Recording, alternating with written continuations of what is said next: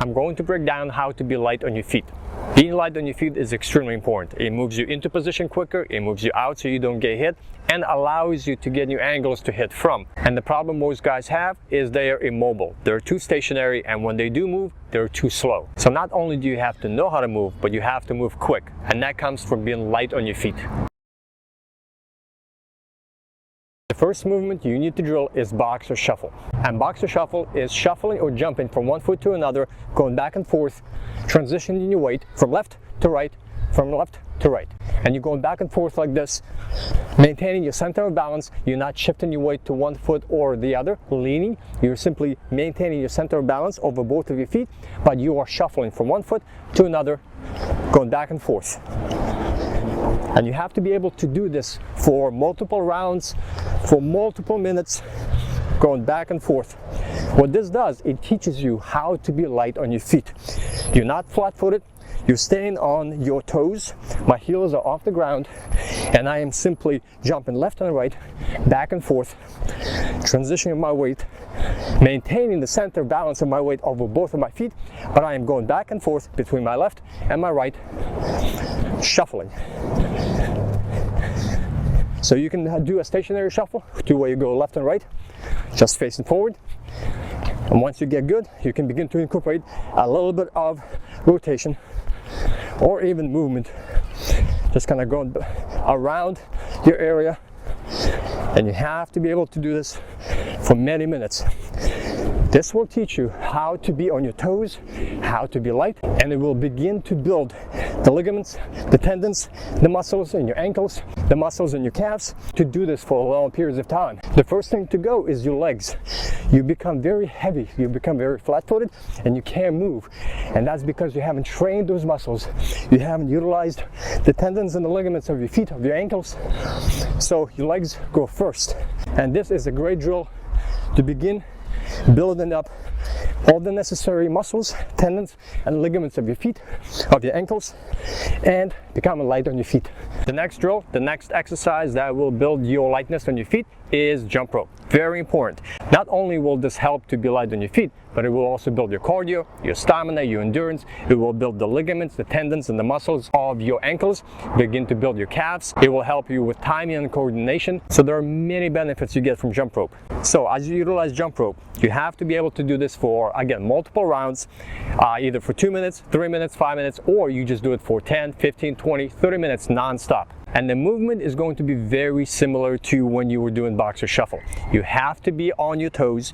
Don't be flat-footed. Don't be slamming your entire foot on the ground, trying to be very top-heavy. You have to be very light. So you have to be on your toes as you jump. There are two movements you need to do when you jump rope. You don't need to do any fancy tricks, just these two.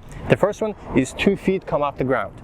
As you jump, 2 feet go up, and you're staying light. You're staying on your toes. I am not putting my heels on the ground at all. This is what's going to teach you to be light. Stay on your toes and jump. Both feet coming off the ground.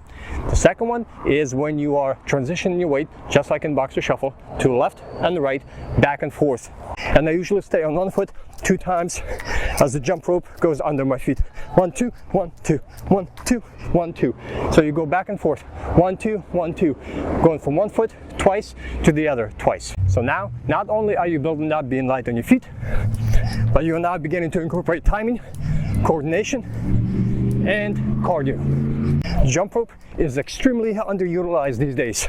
Most people don't jump rope anymore, but you need to begin, because this will help you staying light on your feet. Next are a few important things you need to keep in mind as you are light on your feet and to maintain your lightness on your feet. Number one is being relaxed. A lot of guys are just too tight. They plant their feet and they just tighten up and they're ready to throw down. When you are not throwing, when you're not executing any strikes, or you're not moving into position to punch, kick, or grapple, you need to be relaxed. You need to be in your fight stance and completely loose and relaxed. And as you move around, as you change position, you need to be constantly doing this when you're not throwing. You don't want to stay stationary. You don't want to plant your feet and just say, I'm here, come and get me. You want to be light and you want to move. And that comes from being light on your feet by being relaxed and being loose. So when you're not executing, when you're not defending, and when you're not attacking, you want to move move around and just be light, loose and relaxed, utilizing the Fighters footwork that I taught, and I shared the 5 movements in Fighters footwork program. So you want to be nice and relaxed as you move around your target, as you're kind of reading your opponent, and as you're setting up your attack. Next is your fight stance. The rear heel should be off the ground. This is where you get the little extra spring and the extra half a second quick movement that it gives you. It allows you to sprint forward or move back or move laterally and pivot. That heel off the ground in your fight stance is extremely important. Once you plant that heel on the ground, now you are immobile and now you're too stationary. Now you can still move, but that little advantage that you have from that heel, just moving, you getting that little spring forward or spring back, quick step, quick side step, that is gone. Now that doesn't mean you should always have that heel off the ground. When you're executing strikes, you do need to plant your feet and you need to throw. But then when you're done, heel off the ground, and that gives you a little extra spring to move away and execute, get an angle or move out. And that takes me to the third part, which is very important. When you are throwing your strikes, when you are executing, you need to be planting your feet, throwing down. You don't want to be in half position, half moving as you're throwing your strikes.